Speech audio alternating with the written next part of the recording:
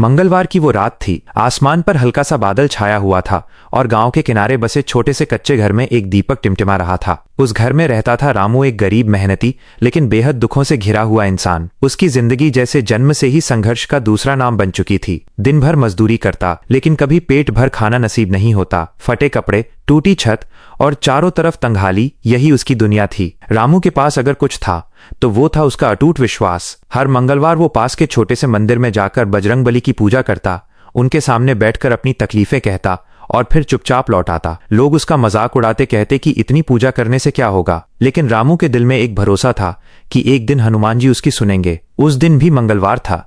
सुबह से ही रामू का दिन बहुत खराब गया था। मालिक ने बिना वजह डांट दिया, मजदूरी के पैसे भी पूरे नहीं दिए। भूखा प्यासा रामू शाम को मंदिर पहुंचा। मंदिर में ज्यादा लोग नहीं थे, बस एक बूढ़ा पुजारी दीपक जला रहा था। रामू धीरे धीरे आगे बढ़ा, बजरंगबली की मूर्ति के सामने बैठ गया और उसकी आंखों से आंसू बहने लगे। वो बोला, हे बजरंगबली, मैंने कभी किसी का बुरा नहीं किया, फिर मेरी जिंदगी इतनी कठिन क्यों है? अगर मेरी कोई गलती है तो मुझे सजा दो, लेकिन मेरी मेहनत को यूं बेकार मत जाने दो। मैं थक गया हूं, लेकिन मेरा विश्वास अभी भी आप पर है। उसने सिर झुका लिया और देर तक वहीं बैठा रहा। मंदिर में शांति थी, बस दीपक की लौ हिल रही थी। कुछ देर बाद पुजारी ने कहा, बेटा, अब रात हो रही है, घर जाओ। रामू ने धीरे से सिर उठाया, भगवान को प्रणाम किया और वापस अपने घर की ओर चल पड़ा। रात गहरी हो चुकी थी। गांव में सन्नाटा पसरा हुआ था। रामू अपने घर पहुंचा, लेकिन पेट में कुछ नहीं था। उसने पानी पीकर खुद को संभाला और जमीन पर लेट गया, लेकिन नींद उसकी आंखों से कोसों दूर थी। मन में बस एक ही सवाल घूम रहा था, क्या भगवान सच में उसकी सुनेंगे?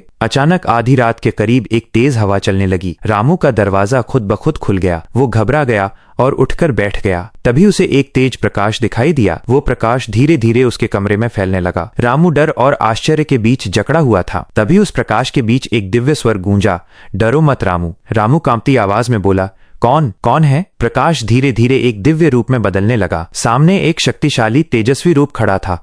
लाल रंग का शरीर, गदा हाथ में और चेहरे पर अद्भुत तेज। रामू की आंखें फटी रह गईं। उसने तुरंत जमीन पर गिरकर कहा, प्रभु बजरंगबली। हनुमान जी मुस्कुराए, रामू, तुम्हारी भक्ति ने हमें यहाँ आने पर मजबूर कर दिया। रामू की आंखों से आंसू बहने लगे। वो बोला, प्रभु, क्या सच में आप मेरे सामने हैं? मैं तो एक छोटा सा इंसान हूँ। हनुमान जी ने कहा, भक्ति में छोटा बड़ा कुछ नहीं होता। तुम्हारा विश्वास सच्चा है और सच्ची भक्ति कभी व्यर्थ नहीं जाती। रामू ने रोते हुए कहा, प्रभु, मेरी जिंदगी में इतना दुख क्यों है? हनुमान जी ने शांत स्वर में कहा, हर इंसान का जीवन उसके कर्मों का फल होता है। तुम्हारे पिछले जन्म के कुछ कर्म ऐसे थे जिनका फल तुम्हें इस जीवन में मिल रहा है, लेकिन तुम्हारी भक्ति और सच्चाई ने तुम्हारे भाग्य को बदलने की शक्ति पैदा कर दी है। रामू ध्यान से सुन रहा था।